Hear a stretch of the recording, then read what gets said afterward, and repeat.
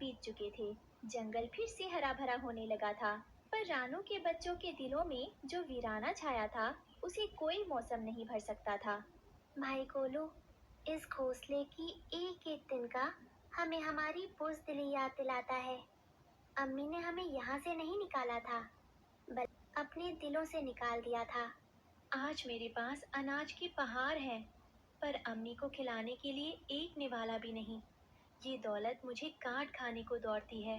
तभी गुड़िया को घोंसले के एक कोने में कपड़े में लिपटा हुआ एक पुराना संदूक मिला। भैया देखो, अम्मी ने यहाँ कुछ छुपा कर रखा था। शायद ये उनकी आखिरी निशानी है। संदूक खुलता है, पर उसमें सोना चांदी नहीं, बल्कि सूखे हुए फूल और एक पुराना खत निकलता है।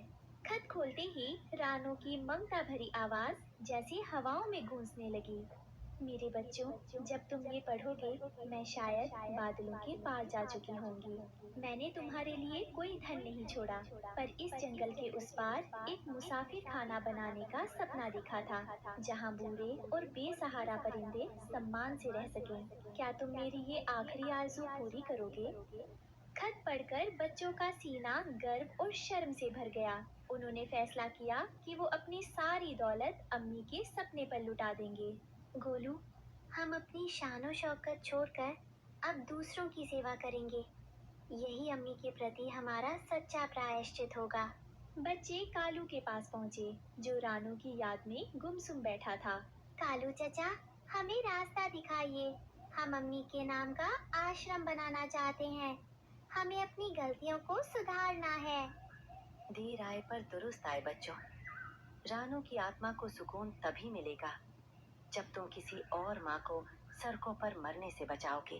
काम आसान नहीं था। तेज धूप और कड़ाके की ठंड में कुकू, गोलू और गुड़िया खुद पत्थर और लकड़ियाँ ढो रहे थे। अम्मी ने हमें पालने के लिए इससे ज्यादा मेहनत की होगी।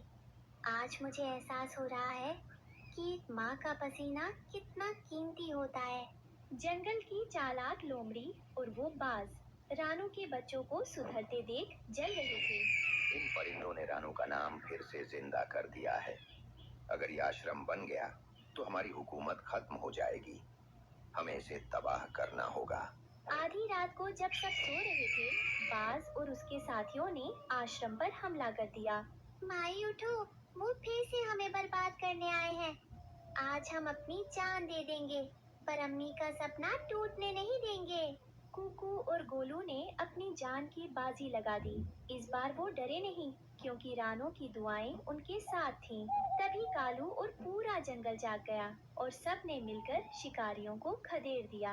आखिरकार आश्रम तैयार हो गया।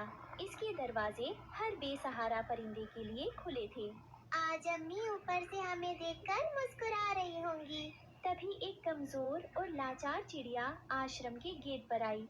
उसकी हालत वैसी ही थी जैसी रानू की अंतिम दिनों में थी। आओ अम्मी, ये घर आपका ही है। यहाँ आपको कोई नहीं झिड़केगा। रानू देख, तेरे बच्चे वाकई बड़े हो गए। उन्होंने सिर्फ घर नहीं बनाया, उन्होंने इंसानियत का मंदिर खड़ा कर दिया। आसमान में बादलों के बीच रानू का एक अक्स उभरता है, जो अपने बच्चों को आशीर्वाद दे रहा है। जीते रहो मेरे लाल। जो दूसरों के आंसू पोंछता है, कुदरत उसके सारे गुनाह धो देती है।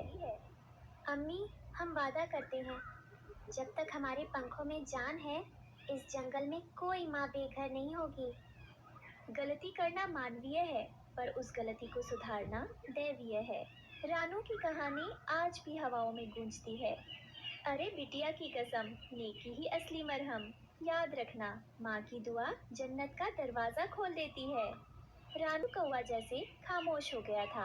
अब ना वो मजेदार मजाक थे और ना ही वो चहचहाहट। कालू अक्सर दूर क्षितिज को ताकता रहता, जैसे रानू को ढूंढ रहा हो। रानू बहन तो चली गई, पर ये सन्नाटा मेरा पीछा नहीं छोड़ता। घर काटने को दौड़ता है। जब तक वो थी, कम से कम लड़ने झगड़ने और मजाक करने का बहाना तो था। कालू अकेला एक रोटी का टुकड़ा खा रहा था और उसकी आंखों में आंसू थे। ये सूखी रोटी तो हलक से उतरती ही नहीं है अब। दूसरी तरफ गोरी कौवी थी। उसके पास दौलत की कमी नहीं थी, पर रानू के बच्चों के बदले हुए रूप और रानू के बलिदान ने उसकी रूह को झकझोर दिया था। क्या फायदा इस चमक दमक का, जब रानू बेबस थी मैंने दरवाजा बंद कर लिया।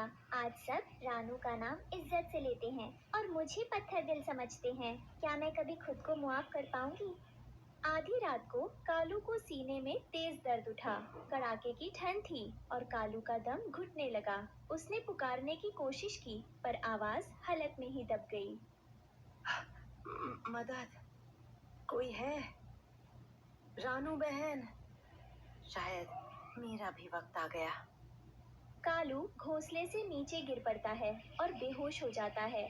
सुबह की पहली किरण के साथ गोरी पानी पीने बाहर आई तो उसने देखा कालू जमीन पर बेसुध पड़ा है। अरे ये तो कालू भाई हैं। कालू भाई आंखें खोलिए, क्या हुआ आपको? गोरी पहली बार अपने अहंकार को छोड़कर कालू का सिर अपनी गोद में रखती है।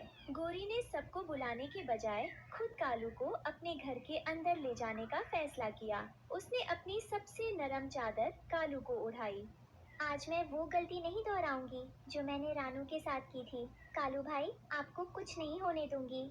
गोरी गरम काढ़ा बना रही थी और कालू के माथे पर ठंडी पट्टियां रख रही थी। 2 दिन बाद कालू ने आंखें खोली। उसे यकीन नहीं हुआ कि वो गोरी के आलीशान घर में है। मैं यहाँ कैसे? गोरी भाभी, क्या आप मुझे अपने घर से बाहर नहीं निकालेंगी? मुआफ कर दो कालू भाई, मुझे अपनी औकात समझ आ गई है। ये घर, ये अनाज, सब मिट्टी है अगर इंसानियत ना हो। कालू ठीक होने लगा, पर गोरी अब बदल चुकी थी। उसने अपनी सारी जमा पूंजी कालू के साथ मिलकर दूसरों की मदद में लगाने का फैसला किया। कालू भाई, रानू के बच्चों ने जो आश्रम बनाया है, चलिए हम भी वहीं चलते हैं। मैं वहाँ के बेसहारा परिंदों के लिए खाना बनाऊंगी। अरे भाई वाह, ये हुई ना बात। अब लग रहा है कि रानू बहन की नेकी का मरहम आप पर भी काम कर गया। कुकू और गुड़िया हैरान रह गए जब उन्होंने गोरी भाभी को हाथ में कलछी लिए रसोई में काम करते देखा। गोरी भाभी, आप यहाँ? गुड़िया बेटी, देर से ही सही, पर मुझे समझ आ गया कि सुकून अपनों को दुत्कारने में नहीं, बल्कि गैरों को अपना बनाने में है। आश्रम में फिर से रौनक लौट आई। कालू ने फिर से मजाक करना शुरू कर दिया, जिससे बीमार परिंदों के चेहरे खिल उठे। अरे चचा, आप इतना उदास क्यों हैं? दांत नहीं है तो क्या हुआ? मुस्कुराहट तो अभी भी मुफ्त है। सब परिंदे खिलखिलाकर हंस पड़ते हैं। ऊपर आसमान से रानू ये सब देख रही थी। उसकी महक आज भी उस आश्रम की हवाओं में थी।